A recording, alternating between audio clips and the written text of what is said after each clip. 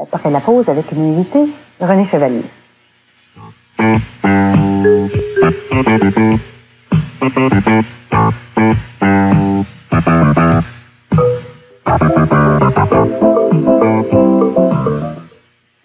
Alors, je vous ai parlé de Dans le temps l'an 2000, cette série d'expositions qui traite d'art contemporain.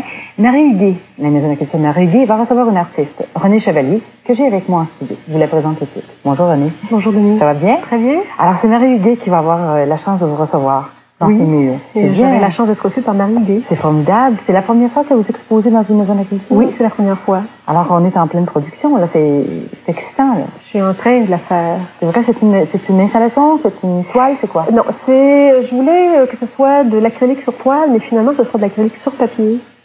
Et ce sera un montage au mur à partir de pièces sur papier sur un thème. Alors, mon thème, c'est Geronimo totémique. Qui vous a été inspiré? Ah, moi, ça m'arrive comme ça. C'est-à-dire que ça m'arrive, ça prend forme en termes de titre, et après, ça doit prendre forme en termes de forme. Hein? Ça veut dire que vous cogitez, là, que vous y pensez, tout à coup, le titre arrive. Ça arrive, et là, ça déclenche. Ça fait à peu près 2 ans que j'ai ça en tête. C'est vrai? Je voulais parler des Amérindiens. Pour moi, c'est un thème très important, et moi, le groupe Castine, je suis contente. Moi, ça m'émeut. Quand je les ai entendus la première fois, j'étais touchée. Je me disais que tout le monde devrait parler une langue amérindienne. Ça nous appartient. Et puis, je les regarde dans la rue ces temps-ci. Je sais pas pourquoi, je suis très sensible à ça. Je les vois et je trouve qu'ils l'ont dur. Hein? Mais ça va être facile. Ça va être facile. Non, non. Alors, je me sens proche d'eux sans les connaître. Ça, c'est étonnant. Hein? Et alors, c'est ça. Je peins des choses qui leur appartiennent, qui leur appartiennent, des coiffes indiennes. Il y a une partie, c'est le cérémonial de la mort, je veux pas être morbide non plus. Alors c'est un composite de tous ces sujets-là qui me tiennent à cœur, et je vais les mettre au mur. Je sais pas exactement où sera quoi et quoi, on verra sur le lieu. Ah, c'est drôle, hein? C'est vraiment l'utilisation de l'espace. Oui. Et quand vous peignez comme ça, vous êtes passé quand même, vous avez fait une installation déjà il n'y a pas si longtemps. De tableau, oui. De tableau. Alors c'est vraiment très, très différent là, comme approche que vous faites, parce que c'est sur du papier. C'est sur du papier, mais j'ai toujours peint sur papier. Bon, moi, je suis ici quand même aux Beaux-Arts dans les années 70. En 75, j'ai fait... ça, ce qu'on voit là actuellement, c'est un tableau qui fait partie de mon exposition de maîtrise, qui s'appelait Vers un amour de soi. Et c'était une série de 10 grandes toiles. Donc, j'allais dire qu'avant la maîtrise, j'ai fait le bac, mais j'étais surtout en gravure et en dessin et en peinture. Mais la gravure a pris beaucoup de place initialement, celle-ci est à l'envers. C'est un tableau objet, et là, je commence à bouger beaucoup mes tableaux. C'est-à-dire changer mes formes, je joue avec la forme. J'ai beaucoup utilisé la forme carrée. Ça veut dire que vous avez l'impression qu'il y a eu un changement et une évolution aussi depuis quand vous peignez? Il y a un changement radical. Il y a toujours un changement. Il y a un changement. Il y a toujours une constance. Chez moi, c'est ma grande passion, ma hantise, qui fait que je suis vraiment là, obsédée par ça.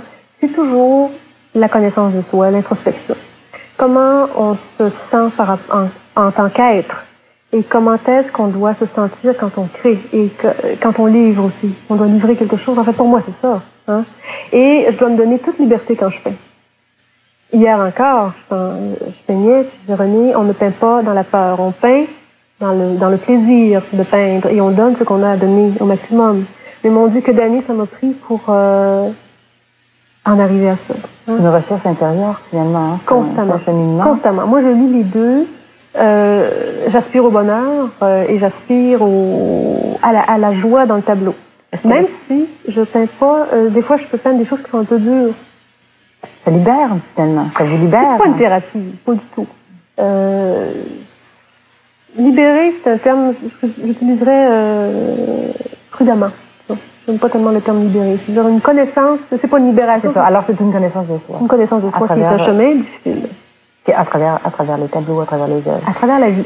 Ça veut dire que si on suit vos œuvres depuis le début, on a l'impression qu'on doit vous connaître de plus en plus. Absolument. Absolument. Et moi aussi. Parce que je suis contente de voir qu'il y a une constance. Je me sens très logique dans mon cheminement. Et pourquoi je fais Geronimo totémique, pour moi, c'est l'homme à la recherche de ses racines. Parce qu'une fois qu'il a fait un travail sur sa personne, c'est jamais fini, évidemment. C'est là que tout commence, mais c'est aussi l'ouverture vers les autres. Hein, parce que quand on s'aime, quand on apprend à s'aimer, à s'accepter, à être bien, on va vers les autres, on les reçoit. et les autres vont vers vous. Oui. Que vous dégagez. Oui, on devient plus magnétique, c'est normal. Merci beaucoup. Il faut aller voir ce théâtre absolument à Marie-Idée, dans le cadre d'un 10 ans l'an 2000. Ne quittez pas après la pause, je vous reviens avec une autre invitée.